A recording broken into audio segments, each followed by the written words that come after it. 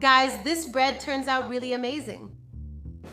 I'm going to start by making the filling. Just put 2 links of Calabresa sausage, half an onion, seedless tomato, 2 tablespoons of parsley and green onion in the food processor, and now just process it and it's ready.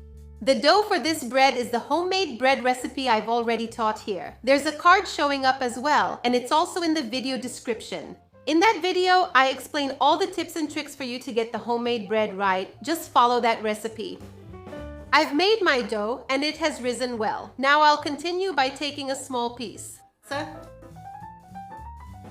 and open it into an oval shape.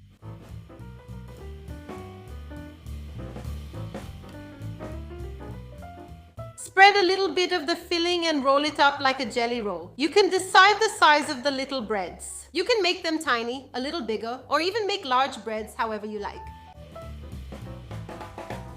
Now I'm going to let them rise a little more and then just put them in the oven at 180 degrees. Each oven is different, so it really depends on the oven you have and how long it will take to be ready. In my oven, it took about 50 minutes.